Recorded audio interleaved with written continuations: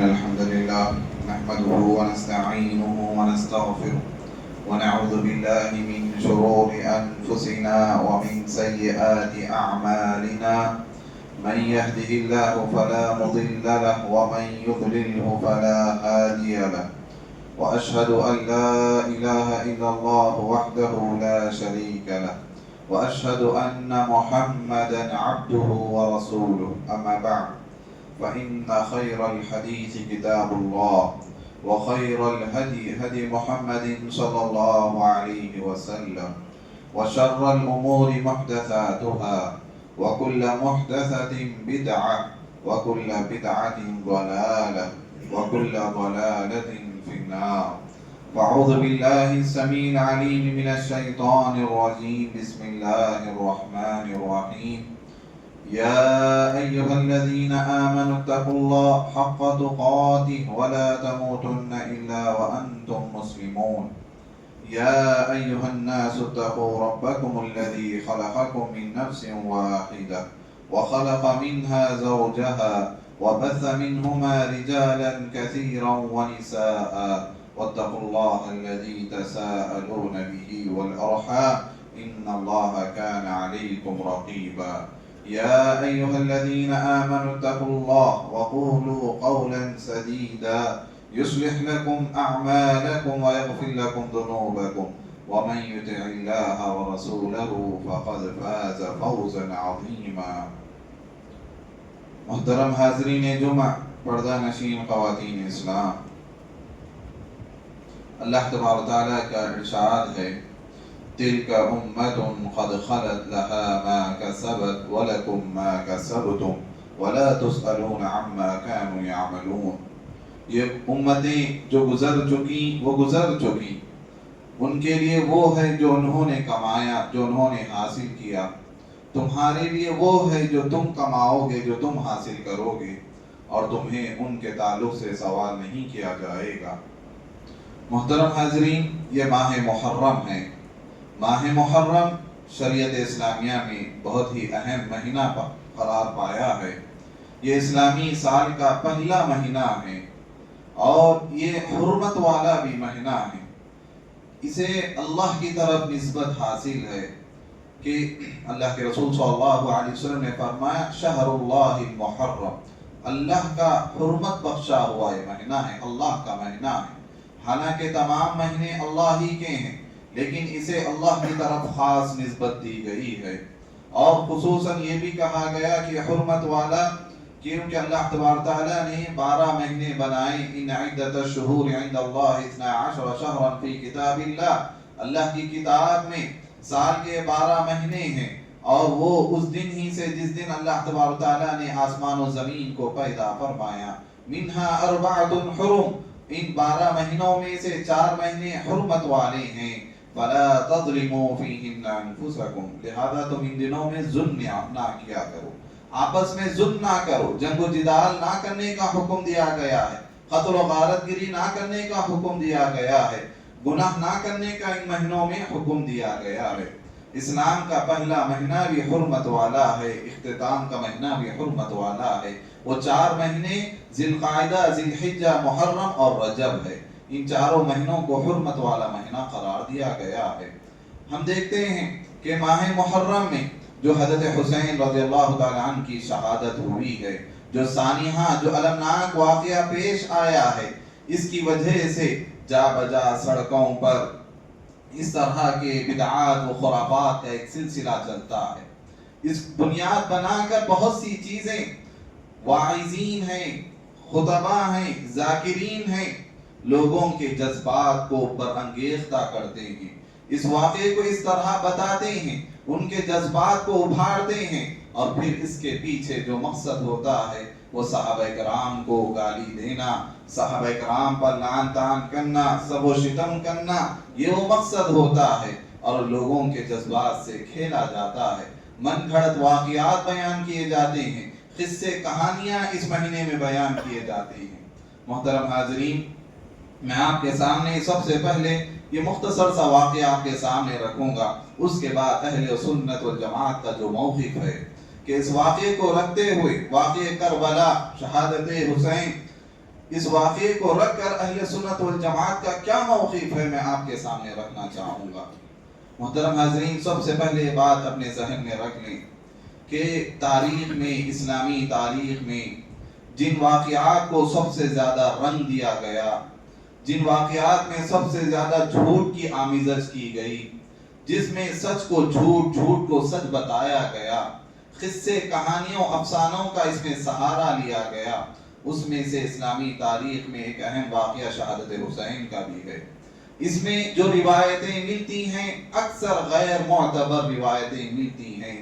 تاریخ اسلام کی جو روات ہیں، اسے بیان کرنے والے، اس واقعے کو بیان کرنے والے اکثر غالی شیعہ یا کفر کی طرف نسبت رکھنے والے یا غیر معتبر روات اس واقعے کو بیان کیے ہیں، اور ایسے ہی بلا تحقیق اس واقعے کو نقل کیا گیا ہے۔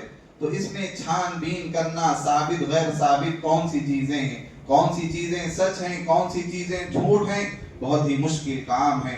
بعض اہل علم نے اس کا مواخذہ کیا ہے، بعض چیزیں بیان کی ہیں، وہ باتیں میں آپ کے سامنے مختصر طور پر رکھنا چاہوں گا۔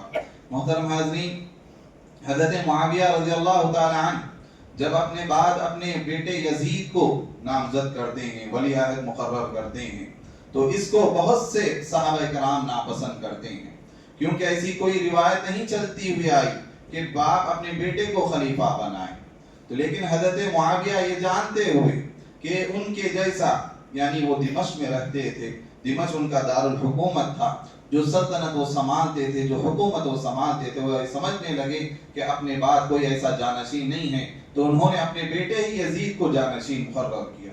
بہت سے بڑے بڑے صحابہ اس چیز کو ناپسند کرنے لگے۔ جو صحابہ ناپسند کرتے تھے اس میں بہت سے حضرت حسین ہیں، اسی طرح حضرت عبداللہ بن عمر ہیں، حضرت عبداللہ بن عباس ہیں، حضرت عبد الرحمن بن ابو بکر ہیں، یہ اجلہ صحابہ، حضرت عبداللہ بن زبیر ہیں، بڑے بڑے صحابہ اس چیز کو ناپسند کرنے لگے۔ جب حضرت معاویہ کا انتقال ہوا، یزید جانشین ہوئے، خلیفہ بنے، تو انہوں نے سب سے پہلے ان لوگوں کو جو ان کی خلافت کو ناپسند کرتے تھے ان کی طرف اپنی توجہ مبذول کی، اور ان سے سب سے پہلے بیعت لینے کا یہ انہوں نے ارادہ کیا۔ تو مدینہ کے گورنر کو انہوں نے حکم دیا کہ سب سے پہلے یہ بڑے بڑے صحابہ کرام سے بیعت کی جائے۔ تو جب مدینہ کے گورنر کے پاس خط آیا یزید کا کہ سب سے پہلے بڑے بڑے صحابہ کرام سے بیعت کی جائے، تو جب ان کے اوپر دباؤ پڑنے لگا تو حضرت حسین مدینہ چھوڑ کر مکہ کی طرف رواں دواں ہو گئے۔ تو وہاں مکے میں کچھ مہینے رہنے لگے، کیونکہ حج کا موسم تھا، مصروف رہنے لگے، اور یہیں پر کوفہ والے کو جب معلوم ہوا کہ حضرت حسین نے یزید کی بیعت نہیں کی ہے، ابھی تک انہوں نے بیعت نہیں کی ہے، تو انہوں نے ان کی طرف خطوط لکھنا شروع کیا کہ آپ ہمارے پاس آ جائیں، کوفہ آ جائیں، یہ آپ کے والد کا دارالحکومت تھا، ہم یہاں آپ کے والد کے چاہنے والے ہیں، کیونکہ حضرت علی رضی اللہ تعالیٰ عنہ کا جو دور ہے، خلافت کا جو دور ہے، وہ کوفہ میں گزرا، اور کوفہ دارالحکومت تھا حضرت علی رضی اللہ عنہ کے دور میں۔ تو بہت سے لوگ حضرت علی رضی اللہ عنہ کو چاہنے والے، شیعان علی کہلانے والے وہاں موجود تھے، تو انہوں نے خطوط لکھنا شروع کیا حضرت حسین کو، آپ یہاں آئیں، ہم آپ کو اپنا امام مان لیتے ہیں، ہم آپ کو اپنا خلیفہ تسلیم کر لیتے ہیں۔ حضرت حسین رضی اللہ عنہ وہاں جانے کا ارادہ کرتے ہیں، اور اس سے پہلے انہوں نے خطوط اتنے بھیجے کہ روایتوں میں آتا ہے کہ 500 خطوط انہوں نے بھیجے، اس سے زیادہ 2 تھیلیاں بھرے ہوئے خطوط انہوں نے بھیجے۔ تو ان کی تحقیق کے لیے اپنے بھائی حضرت حسین نے اپنے بھائی مسلم بن عقیل کو وہاں روانہ کیا کہ جاؤ وہاں جا کر جائزہ لو، کیا یہ بات حق ہے؟ تو جب مسلم بن عقیل وہاں جاتے ہیں، کوفہ جاتے ہیں، کوفہ والے بڑے شان سے ان کا استقبال کرتے ہیں، بہت سے لوگ ان کے ہاتھ پر حضرت حسین کے نام کی بیعت بھی کرتے ہیں کہ ہم حضرت حسین کا ساتھ دینے والے، انہیں اپنا خلیفہ ماننے والے ہیں۔ تو یہاں تک کہ روایتوں میں 18,000 لوگوں نے حضرت مسلم بن عقیل کے ہاتھ پر بیعت کی۔ جب یہ منظر دیکھتے ہیں، یہ ماحول دیکھتے ہیں، مسلم بن عقیل حضرت حسین کو کہتے ہیں کہ آپ یہاں تشریف لائیں، کیونکہ آپ جلد از جلد یہاں تشریف لائیے، بہت سے لوگ آپ کو اپنا امام ماننا چاہتے ہیں۔ حضرت حسین رضی اللہ تعالیٰ عنہ وہاں جانے کا، سفر کا ارادہ کرتے ہیں، رواں دواں ہوتے ہیں۔ اتنے میں وہاں کوفہ میں جو سرگرمیاں چل رہی تھی، حکومت کے خلاف جو باتیں ہو رہی تھی، اس کا علم یزید کو ہوتا ہے، اور یزید وہاں ایک ایسے سخت گیر حکمران گورنر کو مقرر کرتا ہے، عبید اللہ بن زیاد کو وہاں کا گورنر بنا دیا جاتا ہے۔ عبید اللہ بن زیاد بڑا چالاک، سیاستدان میں بڑا ماہر، اپنی چال بازی سے انہیں فوراً وہاں کوفہ کو اپنے کنٹرول میں کر لیتا ہے، اور لوگوں کو جمع کر کے اعلان کر دیتا ہے کہ کوئی بھی اگر اجنبی آدمی یا مشکوک آدمی ہے تو مجھے میرے سامنے حاضر کر دیا جائے.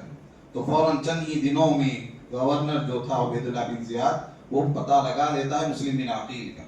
مسلم بن عقیل پکڑے جاتے ہیں. ام ہانی کے گھر میں وہ رہتے ہیں. تو ام ہانی اور ہانی کا گھر اور مسلم بن عقیل یہ دونوں پکڑے جاتے ہیں. اور عبید اللہ بن زیاد انہیں قتل بھی کروا دیتا ہے.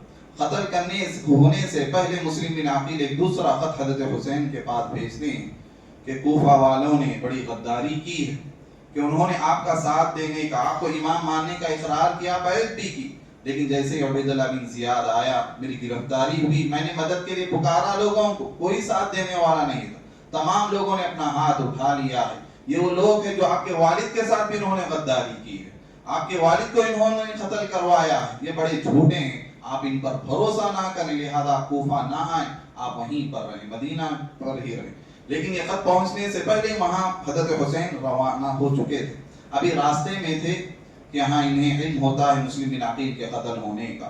لیکن جب وہ واپس ہونے کا ارادہ کرتے ہیں مدینہ واپس چلا جاؤں، لیکن مسلم بن عقیل جو حضرت حسین ہی کے بھائی ہیں، مسلم بن عقیل جو ابو طالب کے بیٹے ہیں، حضرت علی کے سگے بھائی ہیں عقیل، انہی کے بیٹے حضرت مسلم ہیں.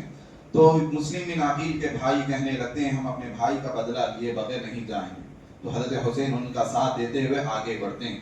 یہاں تک کہ جب وہ مقام جو کربلا ہے، میں مختصر طور پر آپ کے سامنے وہ واقعہ رکھ رہا ہوں، وہاں پر جب وہاں کربلا کے مقام پر پہنچتے ہیں، وہاں عبید اللہ بن زیاد وہ 4000 کا لشکر بھیجتا ہے کہ کسی بھی طرح حضرت حسین کو کوفہ میں داخل ہونے نہ دیا جائے.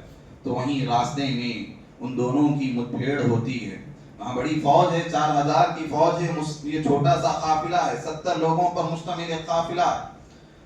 جب سارے لوگ 4000 کا لشکر وہاں آ جاتا ہے انہیں روکنے کے لیے، تو اس وقت حضرت حسین رضی اللہ تعالیٰ عنہ 3 باتیں کہتے ہیں کہ دیکھو تمہارے سامنے میں 3 باتیں رکھتا ہوں، یا تو مجھے واپس مدینہ بھیج دیا جائے جہاں سے میں آیا ہوں، یا مجھے سیدھا یزید کے پاس بھیج دیا جائے، دمشق بھیج دیا جائے تاکہ میں خلیفہ کے ہاتھ پر بیعت کر سکوں، یا تیسری یہ بات ہے کہ مجھے کسی سرحد پر بھیج دیا جائے مجاہد بنا کر، فوجی بنا کر، تاکہ میں جنگ کر سکوں. یہ تینوں باتیں جب پیش کی جاتی ہیں، عبید اللہ بن زیاد ان باتوں کو ماننے کے لیے یعنی منظور بھی ہو جاتا ہے کہ کسی بھی طرح یزید کے پاس ان کو بھیج دیا جائے. لیکن وہ لوگ جو انہیں بلائے تھے کوفہ والے، وہی اس کے فوجی ہوتے ہیں. یزید عبید اللہ بن زیاد کی فوج میں، اس کے لشکر میں بہت سے لوگ کوفے والے ہوتے ہیں، اہل عراق ہی ہوتے ہیں. جب وہ یہ سمجھتے ہیں کہ اگر یزید کے پاس حسین جائیں گے، ہمارے خطوط اگر دکھائیں گے، ہماری پول کھل جائے گی، ہمیں غدار سمجھا جائے گا، لہذا وہیں پر یعنی حضرت حسین رضی اللہ تعالیٰ عنہ کے خلاف یہ 4000 کی فوج میں سے جو لشکر تھی، حضرت حسین کو قتل کرنے کے لیے آگے بڑھتے ہیں. تو اسی بات چیت میں حضرت حسین رضی اللہ تعالیٰ عنہ کا قتل بھی ہوتا ہے، شہید کیے جاتے ہیں. وہاں کے رفقا جو آپ کے ساتھ آئے تھے وہ تمام لوگ قتل کیے جاتے ہیں. تو یہ مختصر سا یہ واقعہ ہے کہ جس کے لیے حضرت حسین نکلے تھے کوفہ والوں کے لیے، کوفہ والے جو بلائے تھے انہوں نے ہی آپ کو قتل کیا کہ اگر یہ بات یزید کے پاس جائے گی تو ہم قتل کر دیے جائیں گے، ہم مارے جائیں گے. لہذا اس بات کو چھپانے کے لیے وہ خطوط بھی چلائے جاتے ہیں اور حضرت حسین رضی اللہ تعالیٰ عنہ کا قتل بھی ہوتا ہے، شہید کیے جاتے ہیں. انا للہ و انا الیہ راجعون. محترم حاضرین، یہ مختصر سا واقعہ میں نے آپ کے سامنے رکھا ہے، لیکن یہ واقعہ جو ہے، جو بات میں نے سب سے پہلے کہی ہے کہ غیر معتبر روایتوں سے بہت سی باتیں اس میں داخل کی گئی ہیں. اس میں غلو سے کام لیا گیا ہے، محبت کے نام پر حد سے زیادہ اس میں کہانیاں، من گھڑت واقعات بیان کیے گئے ہیں. تو یہ سب سے اہم چیز ہے. اسی طرح دوسری چیز یہ ہے کہ حضرت حسین رضی اللہ تعالیٰ عنہ جو شہید ہوئے ہیں، یہ یقیناً امت کے لیے بڑا سانحہ ہے، المناک واقعہ ہے، ہمارے لیے ایک مصیبت ہے. لیکن خود حضرت حسین رضی اللہ تعالیٰ عنہ کے حق میں یہ کوئی مصیبت نہیں ہے، بلکہ ایک بلند مقام ہے، ایک رتبہ ہے، ایک شہادت کا رتبہ ہے. اور شہادت کا رتبہ بہت ہی بلند ہوتا ہے، بہت ہی اعلیٰ ہوتا ہے، کیونکہ اللہ تبارک و تعالیٰ نے شہادت کے رتبے کو تیسرا درجہ قرار دیا ہے. اللہ نے فرمایا وَمَن يُطِعِ اللَّهَ وَرَسُولَهُ فَأُولَٰئِكَ مَعَ الَّذِينَ أَنْعَمَ اللَّهُ عَلَيْهِم مِّنَ النَّبِيِّينَ وَالصِّدِّيقِينَ وَالشُّهَدَاءِ وَالصَّالِحِينَ وَحَسُنَ أُولَٰئِكَ رَفِيقًا. جو اللہ رسول کی اطاعت کرتا ہے، اللہ تبارک و تعالیٰ ان لوگوں کو ان کے ساتھ رکھتا ہے جو انبیاء ہے، صدیقین ہے، شہداء ہے. تو شہداء کا یہ مقام ہے جو اللہ تبارک و تعالیٰ نے اس آیت میں بیان فرمایا ہے. شہداء کا یہ مقام ہے کہ اللہ تبارک تعالیٰ نے فرمایا وَلَا تَقُولُوا وَلَا تَحْسَبَنَّ الَّذِينَ قُتِلُوا فِي سَبِيلِ اللَّهِ أَمْوَاتًا بَلْ أَحْيَاءٌ عِندَ رَبِّهِمْ يُرْزَقُونَ. تم ان لوگوں کو مردہ نہ سمجھو جو اللہ کی راہ میں شہید ہوئے ہیں، بلکہ وہ زندہ ہیں اپنے رب کے پاس، وہ رزق دیے جا رہے ہیں ان کے رب کی جانب سے اور بڑے وہ خوش ہیں. تو اللہ تبارک تعالیٰ نے آیتوں میں شہادت کا ایک مقام و رتبہ بتایا. تو امام حسین رضی اللہ تعالیٰ عنہ یہ شہادت کا مقام انہوں نے پایا ہے، لیکن لوگوں نے انہیں سوگ کا ماتم حسین کا نام دیا. شہادت حسین کو ماتم حسین کا نام دے کر شہادت کے رتبے کو لوگوں نے گھٹایا. جو واعظین ہوتے ہیں، جو ذاکرین ہوتے ہیں، جو ماتم و نوحہ کرتے ہیں، اس طرح اس واقعے کو بیان کیے کرتے ہیں کہ لوگوں کے اندر جہاد کا جذبہ ہی ختم ہو کر رہ جائے. حالانکہ جہاد کا جذبہ شہادت کا رتبہ بڑا ہی بلند مقام رکھتا ہے. اسی طرح اس واقعے میں بہت سی ایسی بے بنیاد باتیں بیان کی جاتی ہیں، جیسا کہ سننے میں بہت ہم سنتے ہیں کہ حضرت قاتل حسین کو پانی کی بوند کے لیے ترسایا گیا. ایسی کوئی روایت نہیں ملتی کہ جہاں امام حسین رضی اللہ تعالیٰ عنہ ان کے قافلے کو پانی کے لیے ترسایا گیا، کیونکہ جب وہاں پہنچتے ہیں، جس دن یہ پہنچتے ہیں اسی دن وہ جنگ ہوتی ہے. اور یہ قافلہ جو کربلا کا جو مقام ہے اس کے کنارے ہی دریائے فرات بہتی ہے. تو اہل علم کہتے ہیں یہ غیر معتبر روایت ہے جو پانی کے لیے ترسانے کی بات کہی جاتی ہے. اسی طرح خواتین کی، اہل بیت کی خواتین، ان کی بے حرمتی کا جو معاملہ بیان کیا جاتا ہے، اس میں بھی کوئی بھی معتبر روایت موجود نہیں ہے جس میں یہ بتایا گیا ہو کہ ان کے خواتین کے ساتھ بے حرمتی کی گئی ہو. یہاں تک کہ یزید خود یہ نہیں چاہتا تھا، یزید کا کوئی حکم بھی ایسا نہیں تھا کہ حضرت حسین رضی اللہ عنہ کو قتل کیا جائے. جب حضرت حسین کے قتل کی اطلاع ہوتی ہے، خبر آتی ہے، تو یزید ملامت کرتا ہے عبید اللہ بن زیاد پر کہ ابن سمیہ اللہ اسے غارت کرے، میں یہ نہیں چاہتا تھا کہ نواسہ رسول کو قتل کیا جائے. تو اس طرح جب قتل ہوتے ہیں، ان کی جو خواتین ہوتی ہیں وہ خواتین دمشق جاتی ہیں. حضرت حسین رضی اللہ عنہ کی جو خواتین ہیں ان کے گھر کی، وہ تمام لوگوں کو یزید اپنے دربار میں بلاتا ہے باعزت احترام کے ساتھ، اور پھر انہیں یہ دیا جاتا ہے، مشورہ دیا جاتا ہے اب چاہیں تو دمشق میں رہ سکتے ہیں یا چاہیں تو آپ مدینہ جا سکتے ہیں. جب وہ مدینہ جانے لگتی ہیں تو تحفے تحائف کے ساتھ، ادب و احترام کے ساتھ باحفاظت انہیں مدینہ بھی واپس بھیجا جاتا ہے. تو اس طرح بہت سی باتیں ہیں جو اس طرح لوگوں میں بیان کی جاتی ہیں جو سراسر غلط ہیں. اسی طرح اس واقعے سے ایک بات یہ بھی ہے کہ ہر سال شہادت حسین کا ذکر کر کے ماتم کیا جاتا ہے، نوحہ کیا جاتا ہے، جبکہ مسلمانوں کو یہ حکم دیا گیا ہے کہ کتنی بھی بڑی مصیبت نہ آئے تو اس مصیبت پر صبر کرنا چاہیے. اللہ تعالیٰ نے فرمایا وَلَنَبْلُوَنَّكُمْ بِشَيْءٍ مِنَ الْخَوْفِ وَالْجُوعِ وَنَقْصٍ مِنَ الْأَمْوَالِ وَالْأَنفُسِ وَالثَّمَرَاتِ وَبَشِّرِ الصَّابِرِينَ کہ ہم تمہیں آزمائیں گے، پھلوں میں کمی کر کے، جانوں میں کمی کر کے، رزق میں کمی کر کے، ہم تمہیں آزمائیں گے تمہارے مال میں کمی کر کے، لیکن اے نبی آپ صبر کرنے والوں کو خوشخبری سنائیں گے. جب کوئی مصیبت انہیں پہنچتی ہے تو مسلمانوں کا یہ عقیدہ ہے، مسلمان یہ کہتے ہیں انا للہ و انا الیہ راجعون. یہ مسلمانوں کا یہ عقیدہ ہونا چاہیے، نہ کہ ماتم کرنا چاہیے. اسی طرح ایک بات یہ بھی ہے کہ نوحہ کرنا، جو ہر سال شہادت حسین کا ذکر کر کے ماتم جو کیا جاتا ہے، جو نوحہ کیا جاتا ہے، شریعت اسلامیہ اس کے تعلق سے کیا حکم دیتی ہے. اللہ کے رسول صلی اللہ علیہ وسلم نے فرمایا ليس منا من لطم الخدود وشق الجيوب ودعا بدعوة الجاہلیہ. ایسا شخص جو اپنے گالوں پر مارتا ہے، اپنے کپڑوں کو پھاڑ لیتا ہے اور جاہلیت کے نعرے لگاتا ہے، ایسے شخص کا تعلق مجھ سے نہیں ہے. یعنی شریعت اسلامیہ میں اللہ کے رسول صلی اللہ علیہ وسلم فرمایا وہ مسلمانوں میں سے ہی نہیں ہے. ليس منا، وہ ہم میں سے نہیں ہے ایسا شخص جو کسی کے موت پر، کسی کے مرنے پر اس طرح کا ماتم کرتا ہے، اس طرح کا نوحہ کرتا ہے. گریہ گزاری، رونا دھونا، چیخنا چلانا، یہ تمام چیزوں کو شریعت میں ناپسند کیا گیا ہے، ناجائز قرار دیا گیا ہے، حرام ہے ایسا کرنا. کہ اللہ کے رسول صلی اللہ علیہ وسلم نے فرمایا النیاحۃ من امر الجاہلیہ، نوحہ کرنا یہ جاہلیت کے کاموں میں سے ہے. اسی طرح حضرت حسین رضی اللہ تعالیٰ عنہ، اس میں کوئی شک نہیں ہے کہ آپ بڑے جلیل القدر صحابی ہیں. اور سب سے بڑی بات یہ ہے کہ اللہ کے رسول صلی اللہ علیہ وسلم کی بیٹی لخت جگر حضرت فاطمہ رضی اللہ تعالیٰ عنہ کے آپ بیٹے ہیں. آپ صلی اللہ علیہ وسلم ان سے بڑی محبت کیا کرتے تھے. ایک مرتبہ اللہ کے رسول صلی اللہ علیہ وسلم نے حضرت حسن و حسین کو اپنے سینے سے لگا لیا اور فرمایا اے اللہ میں ان سے محبت کرتا ہوں، لہذا اے اللہ تو بھی ان سے محبت فرما. اللہ کے رسول صلی اللہ علیہ وسلم ایمان کا حصہ اسے قرار دے رہے ہیں. ایک مرتبہ اللہ کے رسول صلی اللہ علیہ وسلم حضرت حسن و حسین دونوں کو ایک کھانڈے پر، حضرت حسن کو دوسرے کھانڈے پر حضرت حسین کو بٹھائے ہوئے آپ صلی اللہ علیہ وسلم جانے لگے. ایک صحابی ملاقات کر کے پوچھتے ہیں اللہ کے رسول کیا آپ ان سے محبت فرماتے ہیں؟ آپ صلی اللہ علیہ وسلم فرماتے ہیں کہ میں ان سے محبت کرتا ہوں، اور جو ان سے محبت کرے گا وہ مجھ سے محبت کرے گا، میں اس سے محبت کروں گا، اور جو ان سے بغض رکھے گا، جو ان سے نفرت کرے گا، میں اس سے نفرت کرتا ہوں، میں اس سے بغض رکھتا ہوں۔ اللہ کے رسول صلی اللہ علیہ وسلم نے حضرت حسن و حسین رضی اللہ تعالیٰ عنہ کے تعلق سے یہ چیز بیان فرمائی ہے۔ یہ اللہ کے رسول نے فرمایا میرے لیے یہ خوشبو ہیں، دنیا میں پھول کی خوشبو کی طرح یہ دونوں میرے بیٹے ہیں۔ اللہ کے رسول صلی اللہ علیہ وسلم کا ان کا یہ مقام بتایا کہ جنت کے نوجوانوں کے سردار ہوں گے میرے بیٹے۔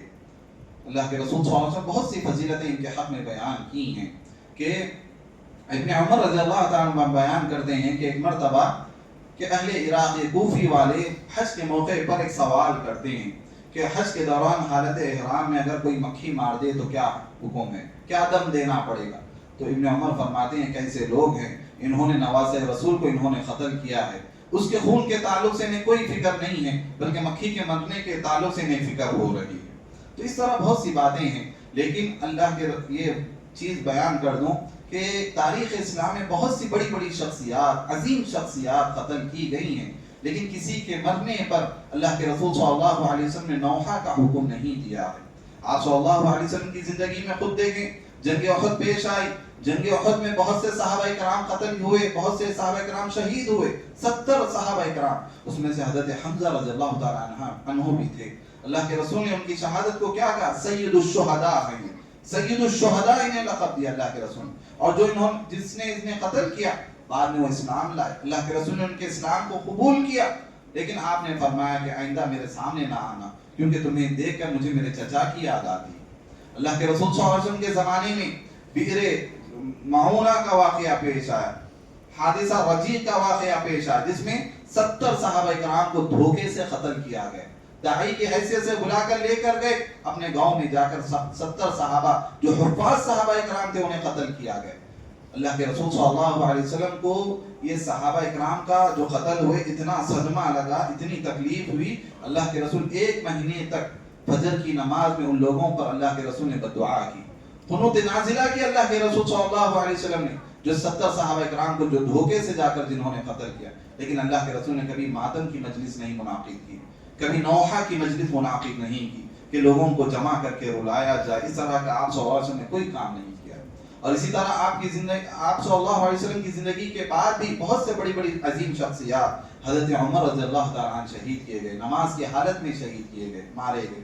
اسی طرح حضرت عثمان جو خلیفہ تھے انہیں بھی 22 دن تک ان کے گھر کو محاصرہ کیا گیا، کھانے پینے کی چیزیں ان سے روک دی گئی، پھر 22 دن کے بعد ان کے گھر میں گھس کر ظالموں نے انہیں قتل کیا۔ اتنے بڑے عظیم واقعات ہوئے، خود حضرت حسین کے والد حضرت علی رضی اللہ تعالیٰ عنہ بھی شہید کیے گئے، قتل کیے گئے۔